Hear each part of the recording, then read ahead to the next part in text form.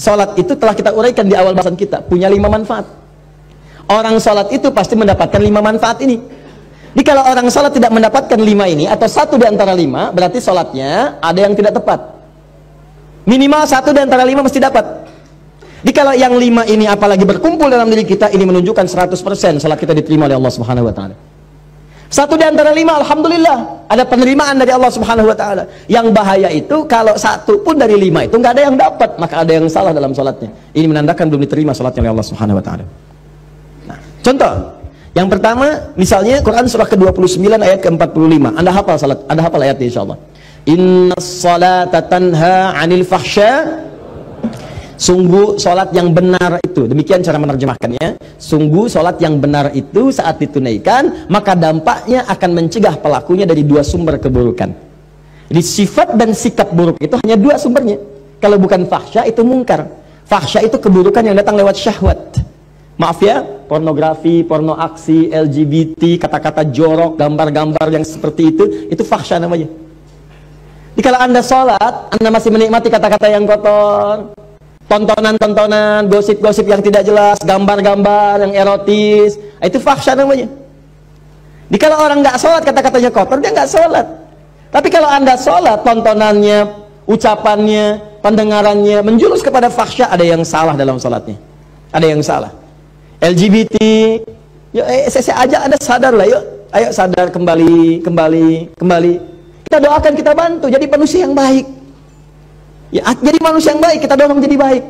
Sayang itu artinya memberikan perhatian supaya sama-sama punya level kebaikan. Jadi kalau merasa kurang baik, jangan dipertahankan keburukan itu. Maaf ya, cuman setan yang mempertahankan keburukan. Karena beda manusia dengan setan, setan salah, nggak kenal benar. Karena itu setan salah, nggak mau tobat. Kalau manusia itu salah dan tobat. Jadi kalau ada manusia salah nggak mau tobat, patut dipertanyakan dia manusia apa bukan? Itu rumusnya. Adam itu manusia, salah, turun kalimat tobat. Quran surah 2 ayat 37. Tobat, diucapkan kalimat tobat. Quran surah 7 ayat 23. Begitu diucapkan, diterima tobatnya. Fatalaqa Adamu min rabbi kalimatin fataba alaihi. Apa kalimatnya? Rabbana zalamna anfusana wa illam taghfir lana wa tarhamna lanakunanna minal. Begitu diucapkan, diterima tobat. Setan salah, diberi kesempatan tobat. Quran surah 7 ayat ke-12. Kata Allah, ma mana'aka alla tasjuda idza amartuk. Hei kamu setan, kamu salah, saya perintahkan nggak mau sujud. Kenapa nggak mau sujud? Itu kan perintah saya. Itu kalimat kesempatan tobat nggak diambil. Apa jawabannya? Ana khairum minhu. Khalaqtani min narin wa khalaqtahu min tin. Saya lebih hebat daripada Adam. Saya diciptakan dari api, dia dari tanah. Nggak level. Dari api harus sujud kepada yang tanah. Marah Allah. Allah fakhruj. Keluar kamu. Keluar. Nah, jadi setan itu diminta tobat, diajak baik, nggak mau. Kalau manusia itu beda, diajak baik jadi baik. Ya, jadi kalau Anda misalnya mendapati keluarga, teman, kawan, kemudian dia salah, diajak untuk jadi baik, nggak mau, itu tandanya bukan. Tandanya dia sedang dipengaruhi oleh setan. Bukan tandanya dia setan. Ibu punya suami, diajak baik, papa jadi baik dong pak. Mama ini ngajarin papa, setan. Bukan. Ada pengaruh di situ. Jelas ya? Balik sini. Jadi orang sholat itu pasti menjauh dari perbuatan fahsya, mungkar, keburukan yang diingkari oleh hati kita. Sumbernya nafsu perut dengan akal. Nafsu perut itu maaf, materi, mencuri, nafsu perut tuh, korupsi, kolusi, menipu. Nggak ada orang sholat nipu. Mustahil. Ini yang paling aneh, orang sholat dia ikut sholat baru takbir keluar mencuri. Wudu, habis wudunya apa? Apa kabar? Dipakai juga. Sholat takbir, begitu takbir khusyuk kelihatan. Rakaat pertama mundur, tas orang diambil. Ada yang mundur, kotak infak di bawah. Ada yang salah, mustahil. Orang sholat itu kalau habis sholat dia ingat Allah. Kalau orang ingat Allah mustahil bermaksiat. Quran surah 4 ayat 103. Fa idza qadaytumus sholata fadhkurullah. Kalau sholat kamu selesai, kamu akan ingat Allah. Jadi kalau orang ingat Allah nggak akan maksiat. Anda selesai sholat, pergi ke kantor, ya di musola, pulang, ba'da sholat, kembali ke pekerjaan. Maka saat bekerja nggak mungkin maksiat, nggak mungkin, mustahil. Nggak ada tangan mudah menggerakkan, angka bertambah, tanda tangan kwitansi dinambah, cek kosong, diisi nggak benar, broker macam-macam. Itu mustahil orang sholat demikian, mustahil. Datang duduk, datang orang, Pak, ini Pak, tangan. Mudah aja nggak ada. Dia akan lihat, Allah salah ini. Maaf Mas, saya malu dengan Allah. Kenapa? Tangan saya ini baru dipakai tahiyat, masa kemudian digunakan maksiat? Jari saya jadi tahiyat, nggak akan dipakai untuk maksiat. Silahkan ambil. Begitu Anda katakan, diceritakan pahala oleh Allah. Pahala. Dan ingat ya, pahala itu bukan cuma lahir dalam perintah, tapi larangan. Ketika Anda dikerjakan itu dapat pahala, segera berdoa, ya Allah, mohon pertahankan keluarga saya dari perbuatan maksiat, jauhkan dari godaan setan. Jelas ya? Kembalikan. Nah ini cirinya. Jadi fahsya mungkar hilang. Nah jadi kalau selama ini Anda ibadah, ciri itu tidak ada yang salah. Zakat saya cepat. Zakat itu ciri penerimaannya jika ada perasaan dalam hati kita sudah tidak loba lagi dengan harta.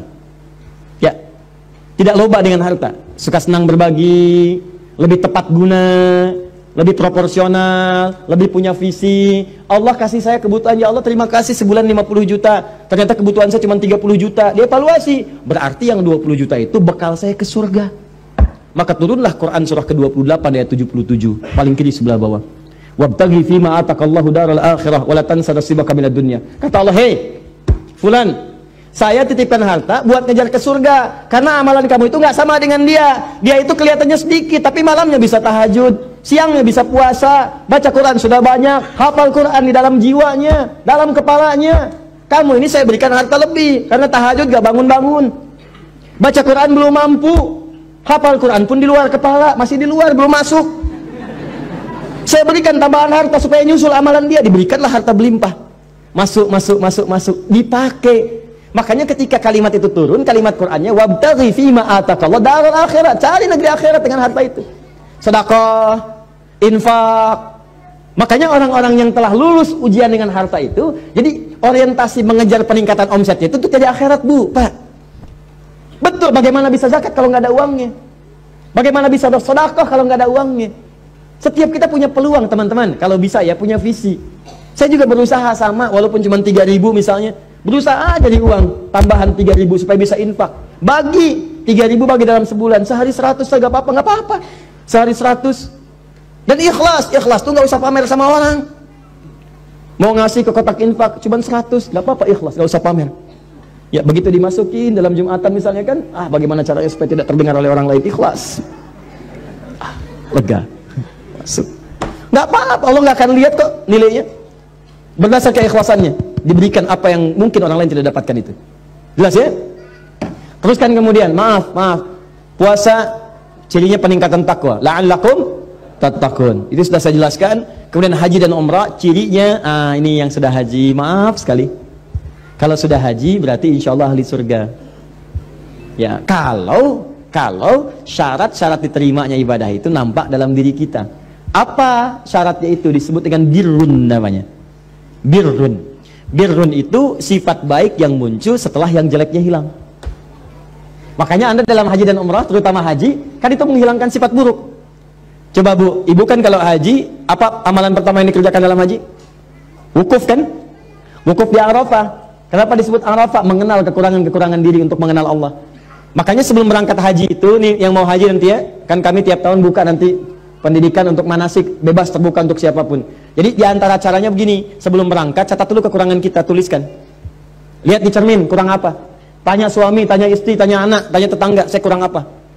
Papa, mama ini merasa tidak sempurna. Memang, misalnya, Bapak tolong dong Pak, jangan bercanda, sampaikan kekurangannya gitu kan. Ya sudah, ayo mama tulis nomor 1, tulis, gak apa-apa. Nomor 2, nomor 3, mama nomor 1 hapus aja, itu sudah nggak jadi. 2, nih kan, terus kan 3, bisa tuliskan, 4, terus diurut sampai selesai. Misal contoh kan, ya karena mama sudah berubah yang itu, nggak apa-apa, itu tinggalkan aja. Mama masuk ke yang selanjutnya, tulis itu 1, tuh sampai habis. Nah begitu sudah selesai, datangi anak. Udah gitu datangi tetangga, tanya. Begitu berangkat kemudian haji, datang ke Arafah, antum wukuf itu diam berkontemplasi, diam renungkan. Ya Allah saya salah, terjebak ya Allah, minta ampun. Datang ke Muzdalifah itu dia kata izdalafa, sesuatu yang membuat terpeleset. Ya datang ke Muzdalifah, ini yang menyebabkan saya sering terpeleset. Apa itu? 3 faktor. 1 diri saya sendiri, Aqabah. Yang kedua lingkungan sekitaran yang dekat, disebut dengan wusta. Yang ketiga yang jauh, ula. Walal akhiratu khairul laka minal ulah. Kadang-kadang maaf, perbuatan buruk itu bukan karena orang lain, karena diri sendiri nggak bisa nahan nafsu. Teman lewat, nggak negor kita, kita marah. Bukan karena dia nggak negornya, karena Anda tidak bisa menahan amarah Anda. Kalau Anda bisa tahan enak, husnudzon, oh mungkin dia sedang buru-buru, atau mungkin sedang sakit gigi. Ya, besok dia lewat, kita sapa. Dia nggak nyapa, kita sapa. Jeng, apa kabar? Iya, maaf kemarin saya nggak nyapa. Saya sedang buru-buru, aduh, mohon maaf ya. Nah, nggak apa-apa, tapi saya takut nanti disebut nggak sopan. Nggak apa-apa, biasa aja. Aduh, kau baik amat, si amat aja nggak baik, gitu ya, misalnya. Nah, jadi enak gitu, ada hubungan yang nyaman, jalan, lihat lagi, ya. Ada faktornya itu dirinya bagus, cuma lingkaran sekitaran nggak bagus. Bapak bagus, istri kurang pengertian, repot. Papa kan bupati, Pak. Membayangkan. Kebayang enggak? Enggak mah. Coba lihat, tuh camat aja Pak Si Hasan, mobilnya udah Alphard. Masa papa yang bupati masih Innova? Terus keluar kalimat itu, tiap hari itu keluar. Apalagi yang istri camat tadi sering posting di Alphard, gitu kan. Keluar, besok ya sudah terpaksa beli lagi gitu kan Alphard dengan merek yang baru. Keluar, pekan depannya KPK datang.